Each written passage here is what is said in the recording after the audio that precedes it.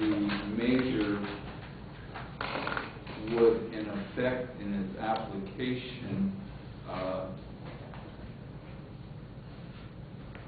at least as to this subject matter, repeal the representative government's ability to act. That's correct. It specifically and explicitly attempts to do that. Are you aware of any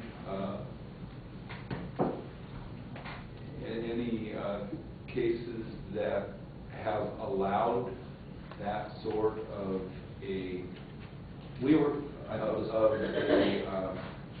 modification, that only the people would be able, through the initiative process, to change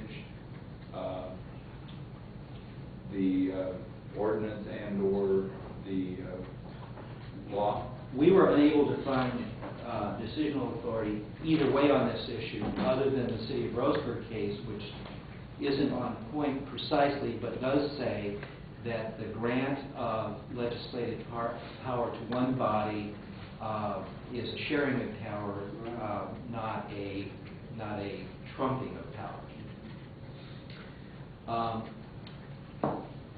You touched briefly on the question of whether this law can apply within the cities. I wanted to address that a bit. I was going to just, your thinking on if the court were to determine that such a provision couldn't stand, that there would not be the ability to interfere with the duly elected county's ability to repeal, amend, whatever the measure. Would you believe that it would be severable from the rest of the provisions or not, or would it be so effective that in and of itself might be a fatal aspect? We believe that the county probably had authority, notwithstanding the measure, to enact something. And it is not our position that they have no authority. But as to the measure. But as to the measure, right. As to the measure, its attempt. If that were the only flaw, perhaps, but there are so many flaws and so many ways in which the measure as it was presented to the public get carved up and carved up and carved up, that by the time you're finished with it, what's left so little resembles what's proposed to the voters that it becomes something different altogether and isn't reflective of the public will as it was presented to people. Does that address? Yeah. Okay. I think that's Moving on to the question about it applying to the cities. Of course, under ORS 203.040, the county does not have legislative authority to pass an ordinance that applies within the cities unless the governing body or the voters of the cities agree.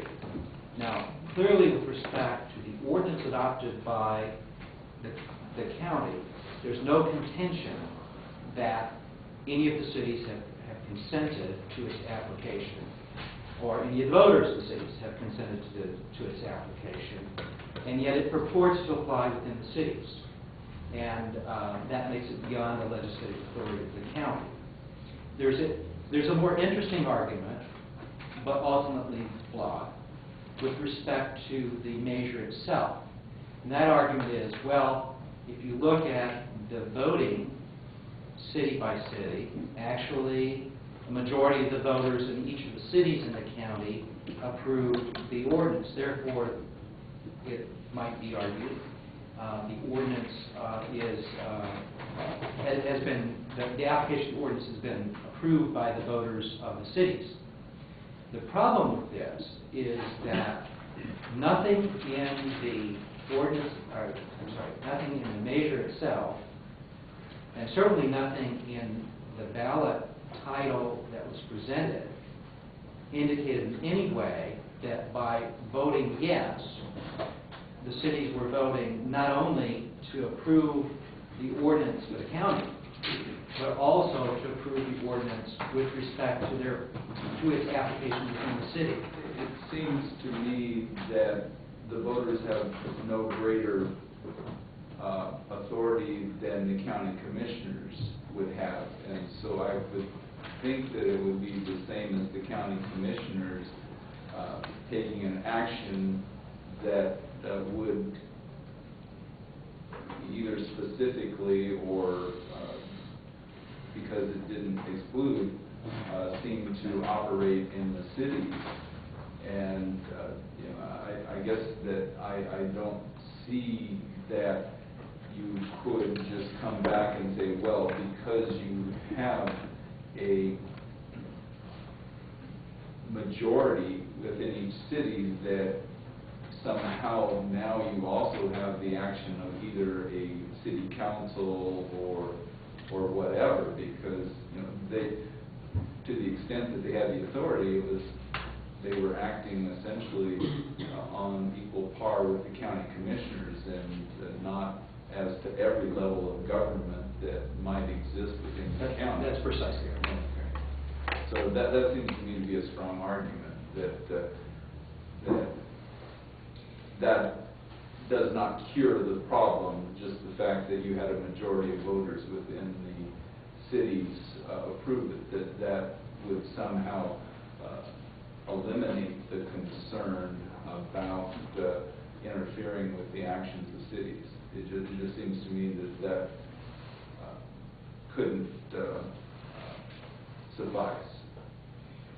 There is one other way in which we think that both the measure and the ordinance exceed the power of the county to legislate, and that is something that was touched on in your colloquy with Mr. Zono, and that is that both the ordinance and the measure purport to essentially assign to the Justice Court matters which are beyond their jurisdiction, jurisdiction established in the state statute. Right.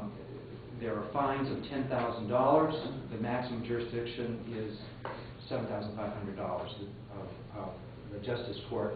And the Justice Court lacked any appellate jurisdiction. Appellate jurisdiction is through the writ of error procedure in ORS 34010 through 34100. And the statute, interestingly, this statute is 34020, says appeals or a review can be sought through this mechanism and no other. And so, once again, we have an overreaching in terms of legislative authority of the county, either by its voters or by its commission, in terms of the enactment of these measures.